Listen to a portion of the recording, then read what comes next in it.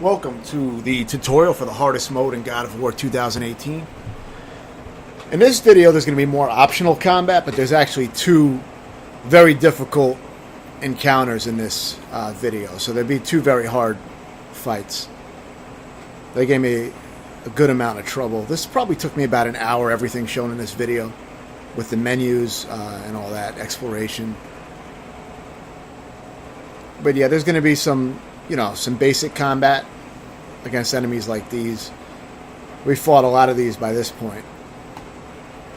And I'm probably going to be doing the optional combat for a while until I go through the main side missions, at least, with the blacksmiths. The other exploration type of side missions, like, going to all the different islands and shit like that, I'm probably not going to do that kind of shit. But I don't like having to hunt down and find shit, so I probably won't do that. Unless I come across it while driving around, but I'll probably do the ones that are easy to determine where I have to go, and then I'll probably get back to the main story. But yeah, just some basic combat here at this point.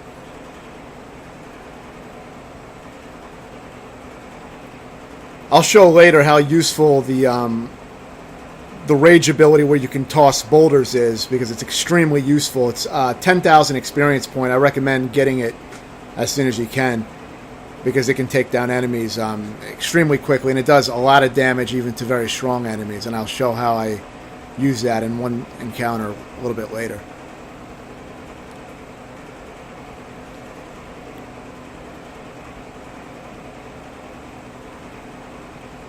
But yeah, so I think this is basically just these serpent enemies, which are, they can be very annoying. But by this point, they're kind of normal to encounter.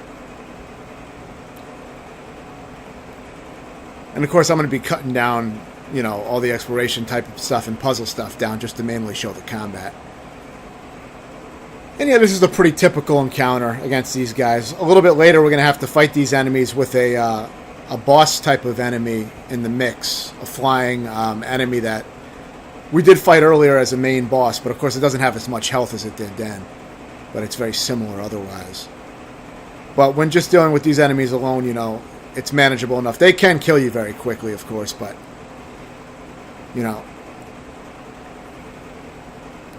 this is not really a standout fight for this mode.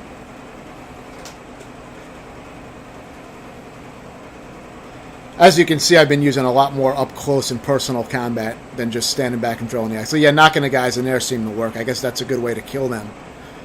They seem to automatically die when you knock them into that pit, so I could have utilized that more, I'm sure. But yeah, I've been getting a lot deeper into the combat now, having to fight up close a lot more, and it's been a lot of fun to get a feel for that. This is just taking out a few scraggler enemies, a few nightmares. That very easy little fight as you're exploring this area. And this is the first of the fights that can be quite hard. This is a tough fight because obviously you want to take out those nightmares first, so I try to kill them immediately. But aside from that, this enemy's easy to deal with when he's alone. He's easy enough. I mean, you can dodge his... you pretty much have to dodge all of his attacks. Not like that. I just took the hits there, but, basically you want to dodge his attacks, get in close, and hack him up. So he's actually pretty easy when he's by himself. I mean, you just dodge his sword swings, and then you dodge around him and strike him like that. You know what I mean? You don't have to use your special moves, but, you can just dodge around him and slice at him, and he'll die eventually. He's pretty easy. He does have one move that, if you're not blocking, it'll fill up the whole screen. It takes up the distance of the screen. See what he's about to do there? And you'll see what happens. If you don't block, this is what happens. You die. Pretty much, even if you have a full life bar, I think you'll die. Or you'll be very close to death. So you have to block when he releases that, so keep that in mind. It also seems like you can't damage him when he's doing that. See, I use the boulders here. These are the rage boulders. And the reason I used them at this point and not earlier is because if you notice what I'm doing, I'm taking out those fucking serpents as I'm taking his life bar down. And that's why I waited on using the rage until the serpents came out. Reason being, because this guy is very hard.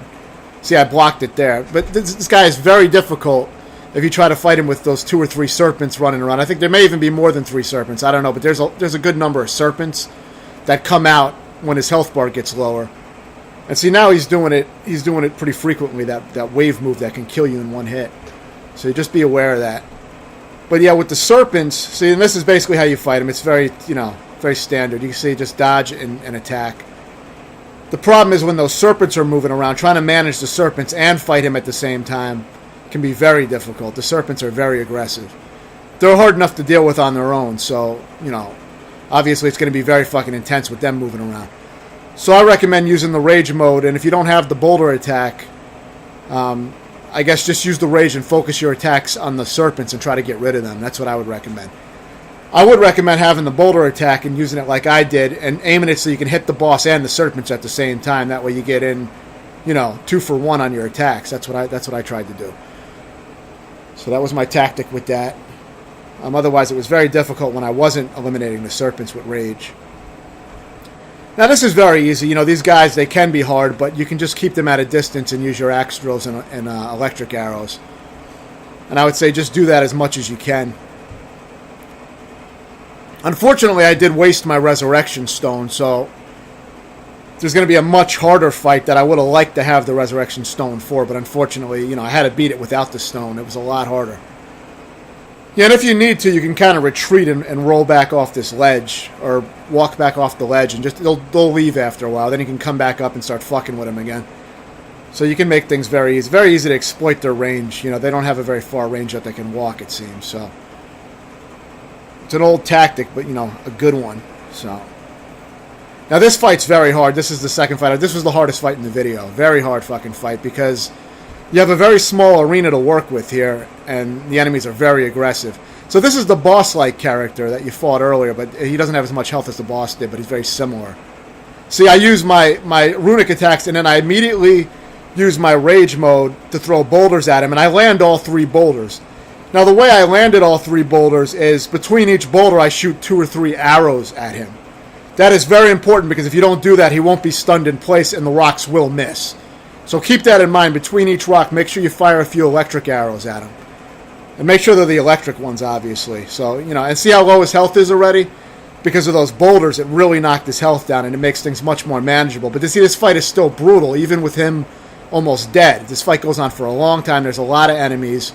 You don't have a lot of room to move, and it gets fucking chaotic, as you can see. And at times, you can't see shit because the whole area gets fogged up, so you're moving around in the darkness at times. Very hard fucking fight. Like now, you can't really see what's going on. So this fight is tough.